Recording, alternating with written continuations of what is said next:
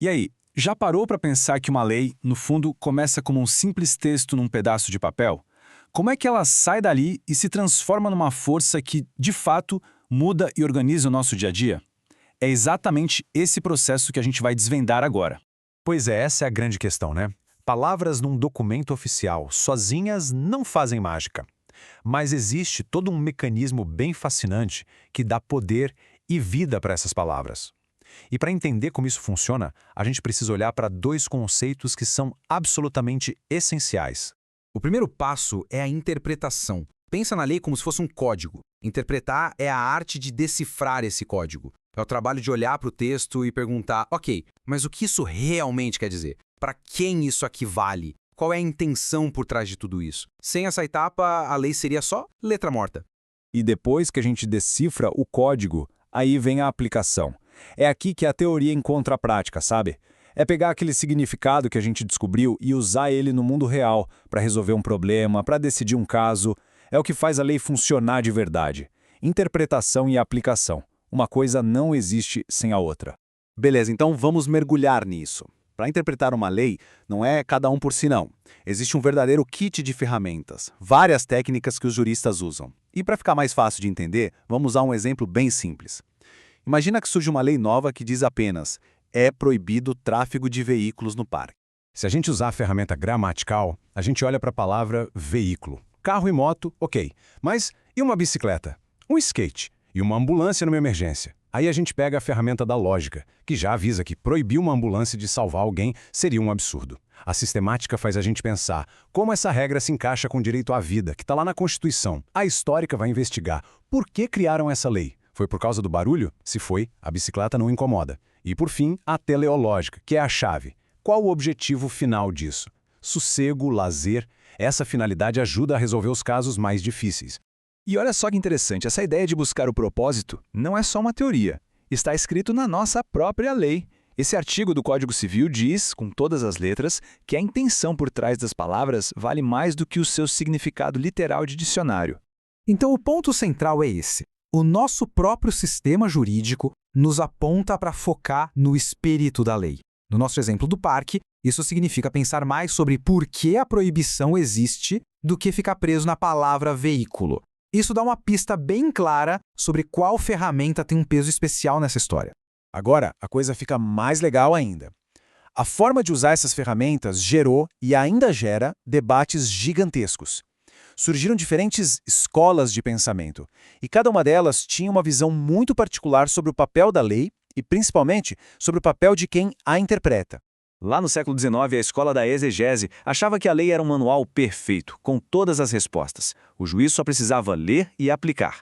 Depois, a escola histórica disse, opa, calma aí, a lei é viva, ela reflete a cultura de um povo. E aí, no começo do século XX, a escola do direito livre chegou com uma ideia radical. Se a lei escrita levar a uma injustiça, o juiz pode e deve encontrar uma solução mais justa, mesmo que precise se afastar um pouco do texto. E essa tabela aqui mostra bem o tamanho do contraste. Um juiz da exegese, olhando a lei do parque, diria: bicicleta é veículo? Sim, então está proibida, fim de papo. Já um juiz do direito livre perguntaria: é justo proibir uma criança de andar na sua bicicletinha no parque? Não, a justiça desse caso concreto importa mais. Esse debate sobre os limites da interpretação, ele continua super vivo até hoje. Ok, vamos virar um pouco a chave. Já vimos como se descobre o significado de uma lei. Mas como ela é ativada? Como a gente define quando e onde ela realmente tem poder? É isso aí. A aplicação de uma lei não é infinita, não. Ela tem limites bem claros. A gente precisa saber por quanto tempo ela vale, essa é a sua vida no tempo, e em qual território ela manda, que é o seu alcance no espaço. Vamos focar primeiro nessa dimensão do tempo. Uma lei tem um ciclo de vida, igualzinho a gente. Ela nasce, ela vive e, eventualmente, ela pode morrer. E esse nascimento não é instantâneo, tem todo um processo. Primeiro, a promulgação, que é a certidão de nascimento dela. Depois, a publicação, que é avisar todo mundo que ela existe, geralmente no diário oficial. Muitas vezes tem um período de espera, a tal da vacatio legis, para dar tempo de todo mundo se preparar. E só no fim de tudo isso é que a lei entra em vigência, ou seja, começa a valer e a gente precisa obedecer. E como uma lei morre? Pela revogação. É quando uma lei nova chega e cancela a antiga. Isso pode ser de dois jeitos. A abrogação é o fim completo. A lei antiga é totalmente eliminada. Já a derrogação é mais cirúrgica, sabe? A nova lei cancela só alguns trechos da antiga e o resto continua valendo. Agora um pequeno quebra-cabeça pra gente. Imagina a cena. A Lei B revogou a Lei A. Anos depois, chega a Lei C e revoga a Lei B. A pergunta é, a Lei A primeira de todas, volta a valer automaticamente? A resposta é um sonoro não. No direito brasileiro, uma vez que a lei foi revogada, ela está morta e enterrada. Para ela voltar a valer, a lei nova teria que dizer isso com todas as letras. Essa regra é super importante para a nossa segurança, né? Senão, imagina o caos de leis zumbis voltando à vida do nada. Para fechar nosso papo, vamos para um último ponto. Além de ser interpretada e aplicada, como é que a gente avalia se uma lei é de fato boa? Se ela é uma norma sólida?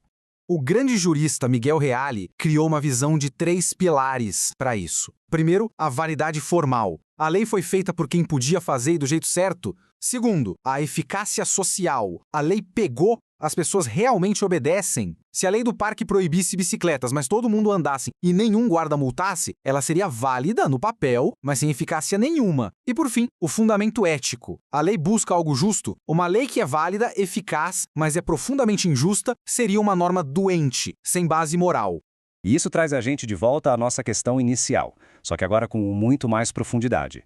Ao decidir que a bicicleta da criança pode entrar no parque, quem interpreta a lei está só revelando um sentido que já estava escondido no texto? Ou está, na verdade, participando da construção do direito, adaptando a regra para que ela cumpra seu propósito de justiça no mundo real? A resposta para essa pergunta, no fim das contas, define o futuro de todo o sistema jurídico.